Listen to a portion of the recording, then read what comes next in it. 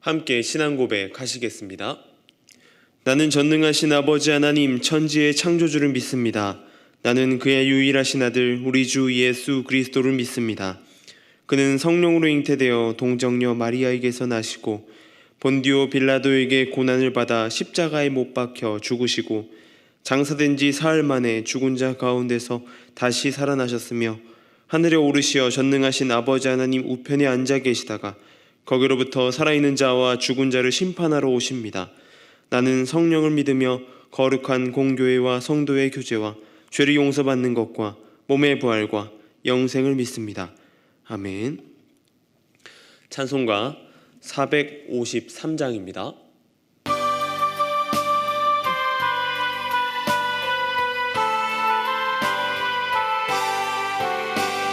예수 더 알기 원하네. 크고도 넓은 은혜와 대속해 주신 사랑을 간절히 알기 원하네. 내 평생의 소원, 내 평생의 소원, 대속해 주신 사랑을 간절히 알기 원하네. 성령이 스승 되셔서 진리를 가르치시고 거룩한 뜻을 깨달아 예수를 알게 하소서. 내 평생의 소원, 내 평생의 소원, 대속해 주신 사랑을 간절히 알기 원하네. 성령의 감화 받아서 하나님 말씀 배우니 그 말씀 한절한절이 내 맘에 교훈되도다.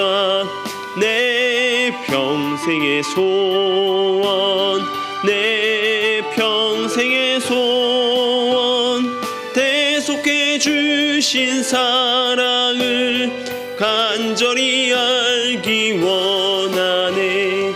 예수가 계신 보좌는 영광에 둘려 있도다. 평화의 왕이 오시니 그 나라 왕성하도다. 내 평생의 소원, 내 평생의 소원, 대속해 주신 사랑을 간절히 알기 원하네. 아멘. 오늘 우리가 함께 볼 말씀은 룻기 2장 14절에서 16절까지의 말씀입니다. 룻기 2장 14절에서 16절까지의 말씀을 제가 봉독해 드리겠습니다. 식사할 때에 보아스가 룻에게 이르되 이리로 와서 떡을 먹으며 내 떡 조각을 초에 찍으라 하므로 룻이 곡식 베는 자 곁에 앉으니 그가 볶은 곡식을 주매 룻이 배불리 먹고 남았더라. 룻이 이삭을 주우러 일어날 때에 보아스가 자기 소년들에게 명령하여 이르되 그에게 곡식 단 사이에서 죽게 하고 책망하지 말며 또 그를 위하여 곡식 다발에서 조금씩 뽑아 버려서 그에게 죽게 하고 꾸짖지 말라 하니라. 아멘. 높은 곳에 올라가면 혹시 공포를 느끼십니까? 이것들은 흔히 고소공포증이다라고 이야기하고 거의 많은 사람, 대부분의 사람들이 높은 곳에 올라갔을 때의 불안감을 가지고 있고 또한 다리가 후들거리고 떨리기도 합니다. 그리고 심한 경우에는 경기를 일으키는 경우도 있기도 합니다. 심한 사람들은 밀폐된 공간에서도 이 고소공포증, 높은 곳에 있다라는 생각만으로도 공포를 느끼기도 합니다. 하지만 대부분의 사람들이 이 밀폐된 공간에서는 그 고소공포증, 공포감을 느끼지 못합니다. 그러기에 우리가 여행을 할 때에 비행기를 타고 전 세계를 여행하고 제주도도 왔다 갔다 할 수 있는 것이 바로 그러한 것 때문입니다. 왜 사람들은 공포를 느낄까요? 바로 아래가 보이기 때문입니다. 저 밑에 보이지 까마득한 빛이 보이기 때문인 것이죠.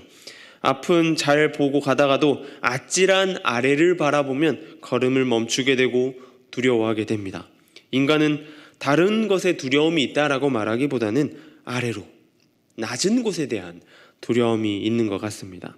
이 낮은 곳의 두려움은 우리의 삶에서도 드러나게 됩니다. 모든 인간이 성공이라는 높은 결과를 얻고 싶어서 그 결과를 얻기 위해 노력하며 살아갑니다. 교회 안에서도 이것들은 동일하게 작용됩니다. 많은 그리스도인들이 좀 더 높은 그리스도인이 되려고, 높은 자리에 앉으려고 노력합니다. 미국의 교인이 한 1만 명 정도 되는 대형 교회에 부임하게 된 스티팽 목사는 부임하는 주일 오전 부임할 교회 근처를 어슬렁거렸습니다. 다가와서 말을 거는 교인들도 있었습니다. 그렇지만 3명에 불과했습니다. 그 이유가 있습니다. 이 목사님의 행색이 노숙자 차림이었기 때문입니다. 교회로 향하는 교인들에게 음식을 사려 하니 잔돈을 달라고 했지만 그 누구도 관심을 가지지 않았습니다. 예배 시간에 되어 교회에 들어간 스티팽 목사는 맨 앞자리에 앉았지만 예배위원들이 저지를 받고 차가운 시선을 받으면서 그 자리에서 일어나 맨 뒷자리로 이동하게 되었습니다. 그렇지만 겨우 그 맨 뒷자리에 앉게 되었죠. 그리고는 새로운 목사가 부임했다는 광고 시간이 되었고 맨 뒷자리에 앉아있던 스티팽 목사는 노숙인 차림 그대로 강단에 올라갔고 교인들은 경악스러워하였습니다. 그렇게 강단에 선 스티팽 목사는 이렇게 말하였습니다. 오늘 아침 교인들이 모이는 것을 봤습니다. 하지만 예수 그리스도의 교회는 아니었습니다.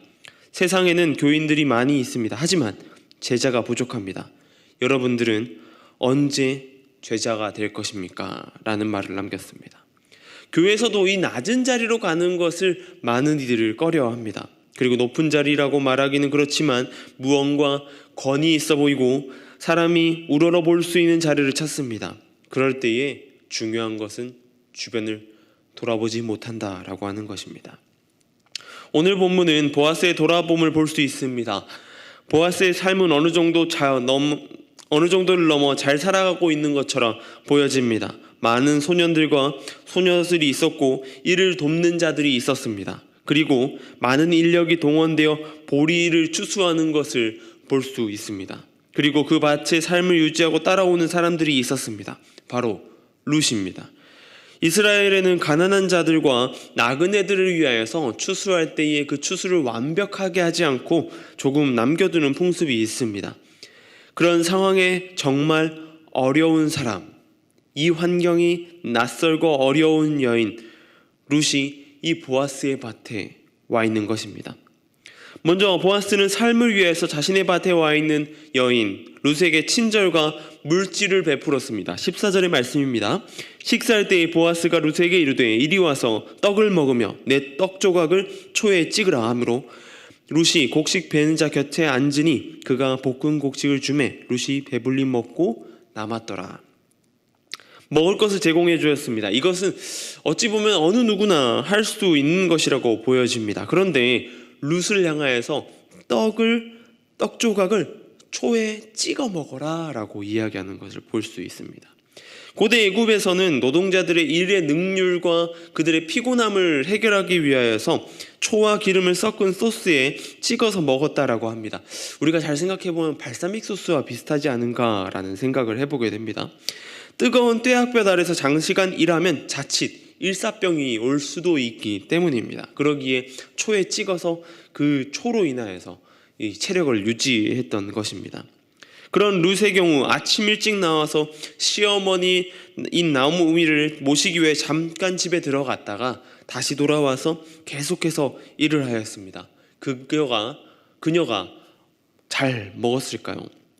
그러지 않았을 겁니다. 자칫 일사병에 걸릴지도 모르는 룻에게 빵을 초에 찍어 먹음으로 체력을 유지하고 계속해서 일을 해갈 수 있도록 먹을 것과 부족한 부분을 채워줬던 것입니다.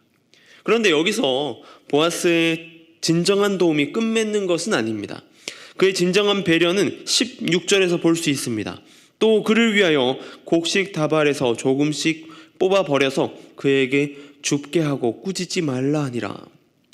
우리는 생각합니다. 도움을 줄 때 확실하게 도와줘야 된다라고 말입니다. 물질의 부족함이 없도록 채워줘야 한다라고 생각합니다. 그런데 진정한 도움은 그런 완벽하게 채워줌보다 중요한 것이 있습니다. 바로 배려에서 시작됩니다. 가난한 이들 그리고 도움이 필요한 이들도 자존심이라는 것이 존재합니다. 그러기에 나는 돕는다고 도왔는데 화를 내면서 이 도움을 뿌리치는 경우를 볼 때가 있습니다. 보아스는 룻에게 이 자존심을 지켜주었던 것입니다. 그냥 곡식을 그녀의 손에 쥐어줬던 것이 아니라 그녀를 존중하였습니다. 그리고 그녀가 큰 도움을 받을 수 있는 환경을 만들어줬다라고 하는 것이죠. 진정한 교육은 물고기를 잡아주는 것이 아니라 물고기 잡는 법을 알려주는 것이라고 말합니다. 교회 봉사, 선교도 이러해야 할 것입니다. 우리 주변을 돌아보는 것도 그래야 할 것입니다. 내가 돋보이기 위해서 돋보이기 위한 도움을 위해서 도움받는 이들의 자존심을 짓밟아서는 안 될 것입니다. 유린하면 안 되는 것이죠. 예수 그리스도의 계명은 이웃을 사랑하는 것이지 이웃을 돕는다라고 말하고 있지 않기 때문입니다. 우리 주변에는 이런 진정한 도움을 필요로 하는 많은 이들이 있습니다. 그런 이들을 향해서 우리의 도움을 주는 저와 여러분들에게 소망합니다. 우리의 삶 가운데에 그 사람들을 돌아보길 소망합니다. 또한 그들을 향해서 그냥 막연한 도움이 아닌 배려로 나아가는 저와 여러분들에게 소망합니다. 기도하겠습니다. 하나님 감사합니다. 오늘은 보아스의 돕는 장면을 보게 됩니다. 룻을 향하여서 그저 도움만 주는 것이 아니라 그녀를 배려하였고 그녀의 부족함을 채워줬던 모습을 보게 됩니다. 주님, 온전히 그 삶 가운데에 주님 우리가 보고 배우게 하여 주시고 우리가 도울 때에 그녀의 필요를 도와줬던 보아스처럼 돕는 이들, 도와주는 이들을 향하여서 그들의 필요를 채워주고 또한 그의 삶을 바라보며 그의 삶을 짓밟지 않고 온전한 도움으로 나아갈 수 있는 진정한 그리스도의 사랑을 품은 자 될 수 있도록 주님 붙들어 주시고 함께하여 주시옵소서.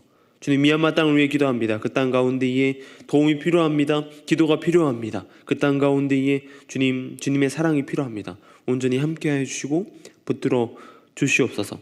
온전히 그 가운데에 주님 교회를 세워주시고 선교사님들을 세워주셨사오니 그들의 건강과 안전을 지켜주시고 나아가는 발걸음 부족하지 않도록 채워주셔서 돕는 데에 그리고 그 부족함이 없는 가운데에 하나님 말씀을 담대함으로 전해 나가는 그리스도의 사랑을 그 땅 가운데 보여주는 그러한 교회 되고 선교사님들 될 수 있도록 지켜주시고 인도하여 주시옵소서. 주님, 오늘 하루의 삶을 또 살아갑니다. 이 삶 가운데에 주님 우리의 삶 가운데 도우셨던 하나님의 그 사랑을 기억하면서 이 땅에 사랑을 들고 나아가 이 땅에 있는 많은 이들을 돕고 배려하는 우리의 삶 될 수 있도록 주님 붙들어 주시옵소서. 온전히 함께하여 주시고 주님 도우신 가운데 나아가게 하여 주시옵소서.